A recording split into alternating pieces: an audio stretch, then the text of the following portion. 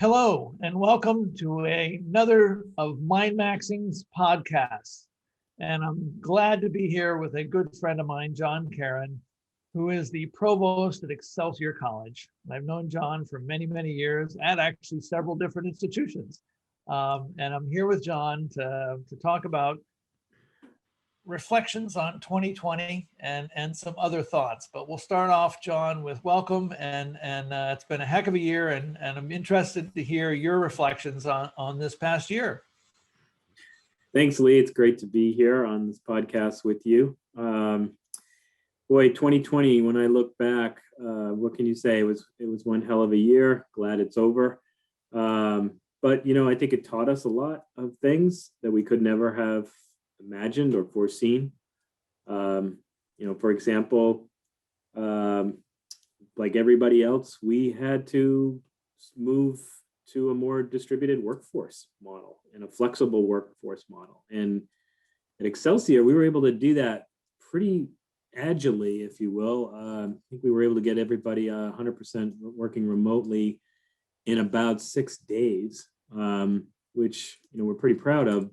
But again, it's taught us a lot about how we do our work. And here we are now, fast forward to 2021, and it's top of mind because we're trying to figure out what's next. And I imagine we'll end up like most organizations with some sort of a hybrid type of model, but we're still trying to figure that out.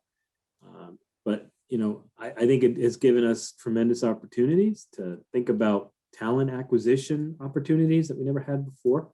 And ways to retain staff as well.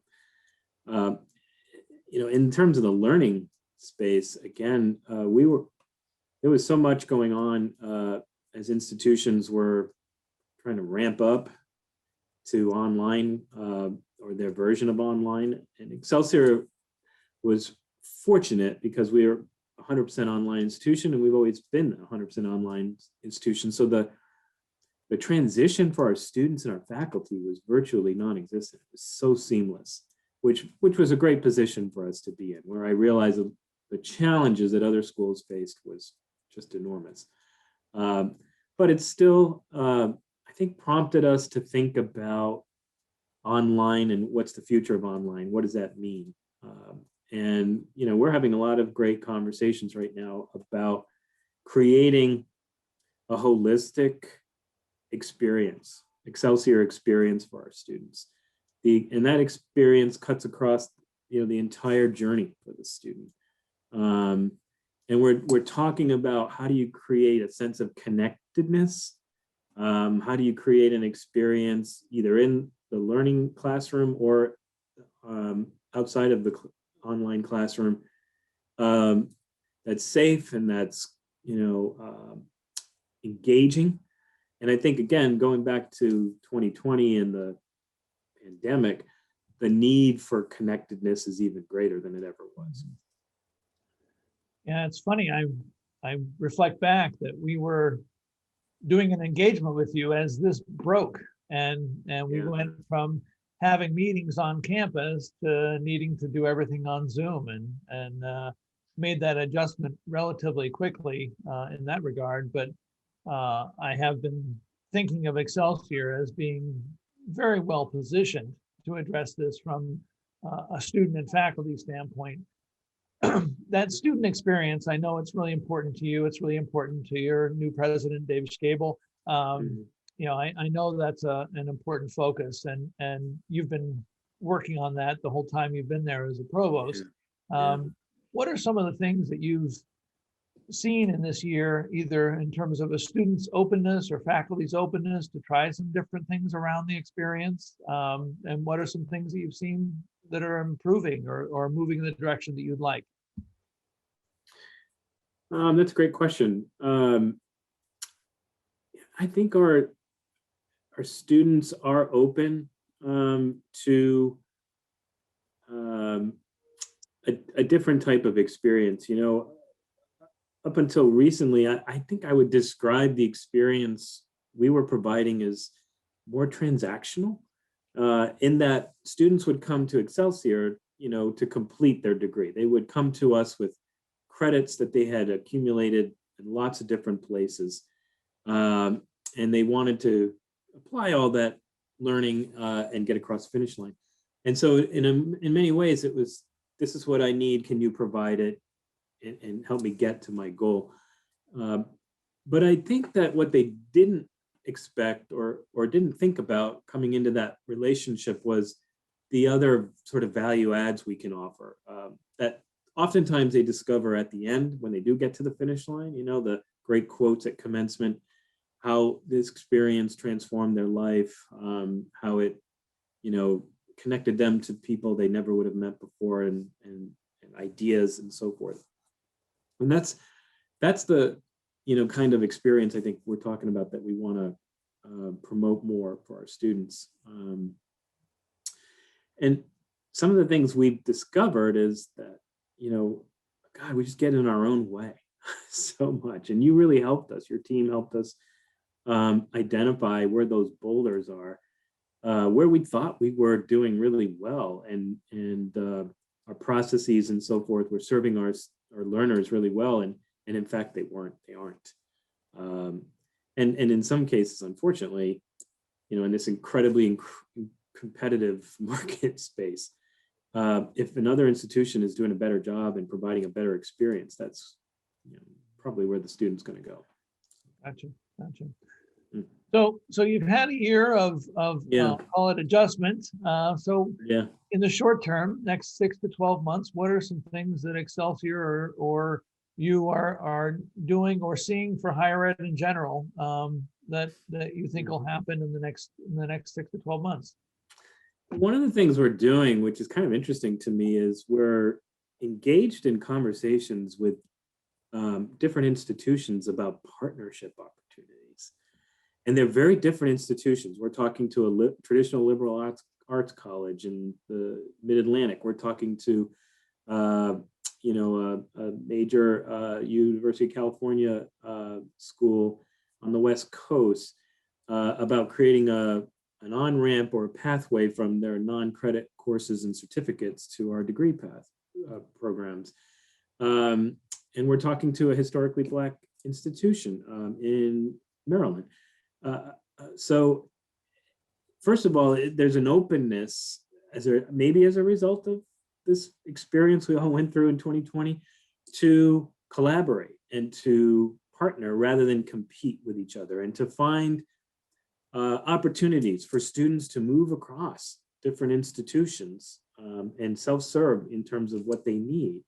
And that's kind of exciting to me, because before that, higher ed, you know, college and universities were kind of closed and off to each other, or kind of had their guard up if you came and asked them, you know, how can we work together? And only kind of saw each other as competitors. So I'm kind of, I think, excited and energized about that. We'll see where these partnership opportunities go, but that's something we're started and we'll be working on over the next 6-7 months for sure. I remember I did a consultancy about probably 10 years ago for a faith-based institution, and I recommended to them that they partner up with all the other faith-based institutions of the similar religion and or branch of religion, and like zebras, get all their hooves facing out, and take the best of what each of them has. And I also recommended that to some Big Ten schools to do in their athletic, you know, partner conference, and also with the Fenway sisters, you know, because all of them individually are more vulnerable than if they work together. And I think we'll see a lot more partnering out of necessity, but also out of strategic interest. So, and I know, you know, Gary Mackin, who you guys are speaking with out in California, has been a proponent of that for many, many years. So, so has David Cable, who, you know, was talking with Gary prior. So that's great. So if we take a look, John, and really, you know, look much further ahead, and I believe that this COVID pandemic has, and other things that have happened in 2020, are really a catalyst for things that were moving in that direction in many cases, and this is accelerating that, but there may be some things that are new. So off in the distance, what are some things you see happening, you know, 2022 and beyond? Well, you know, I do think we're going to see a consolidation of schools in the higher ed sector. We're going to see closures, some mergers and acquisitions, because it's just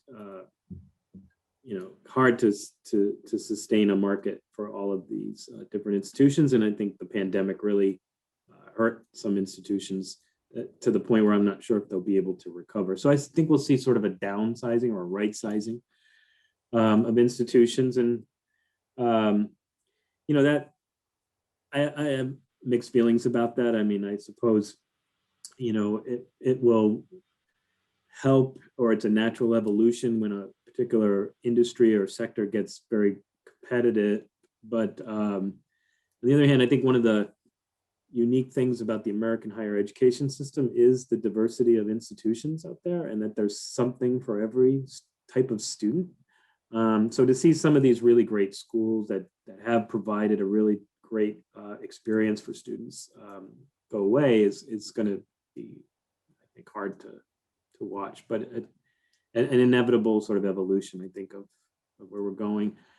And I think, you're going to see institutions and organizations focus more on risk management, because they're going to say, well, what's going to be the next major disruptor, and how do we make sure we're better prepared for it than we were for this pandemic, which I don't think anybody saw coming. Yeah, I think the risk mitigation is going to be a very significant focus for a lot of people. Yeah. Yeah. And we were just talking about this earlier.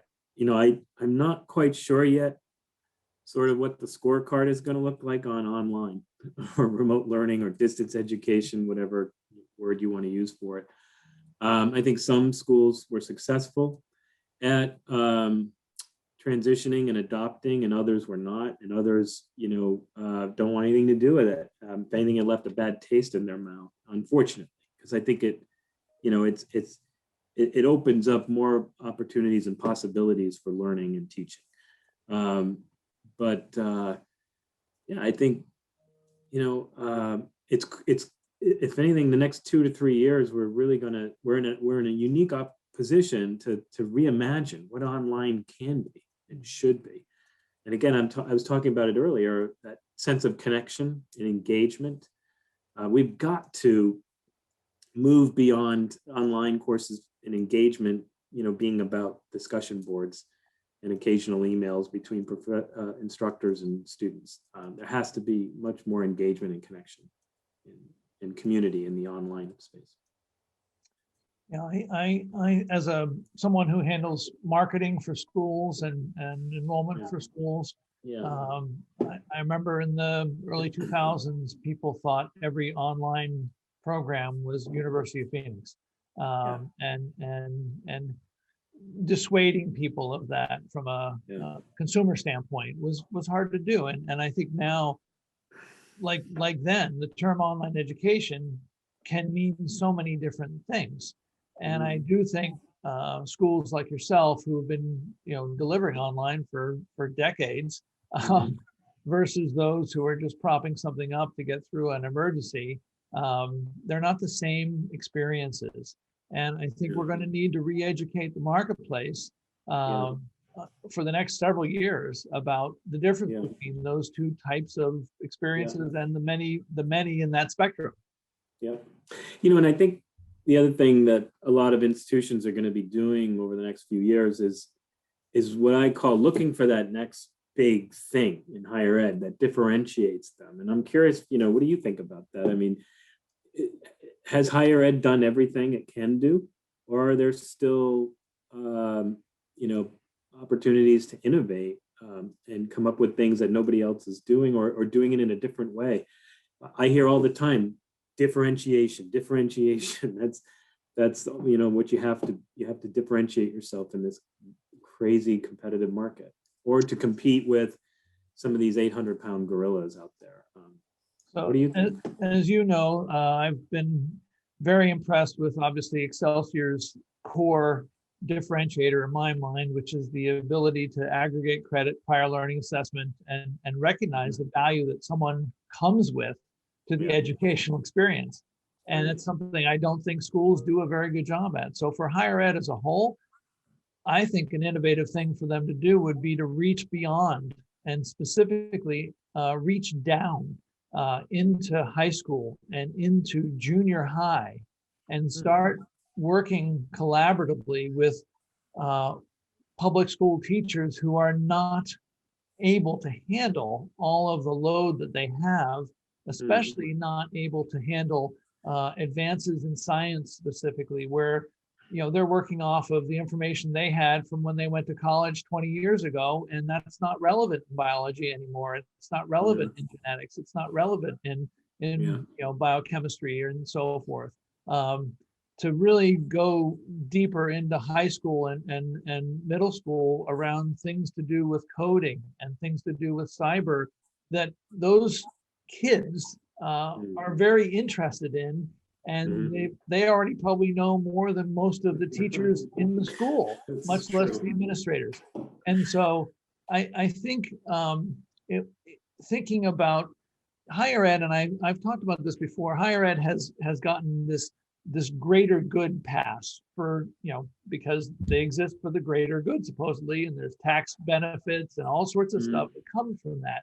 But in that mentality of greater good, or in that paradigm, serve the greater good and do something outside your borders to serve the greater good. And I think that's working with, single parents. That's embracing the Khan Academy model rather than how do I get my institution more profitable or more students, but how can I serve a greater good beyond obviously the research, which is different. From a teaching college standpoint, I think that's a great opportunity.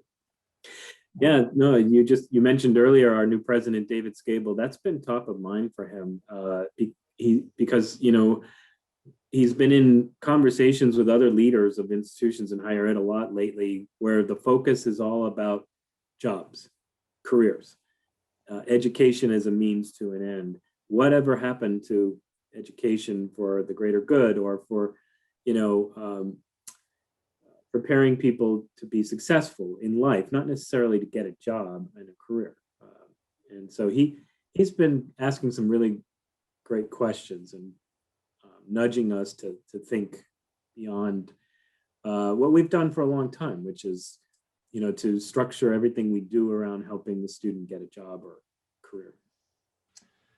I've been writing a lot about mental health issues in college and in general. And I think post-pandemic, we have a lot of really stressed and challenged people in the world, not just our country, but in the world. And what role, does education, what role does higher ed play in having a lot of the experts about how to, like you say, become more resilient, be able to deal with life on life's terms and to be able to handle what's in front of them, because it's different. And I think the paradigm of what do you do with your life has never been, so multi-pathed as it is now.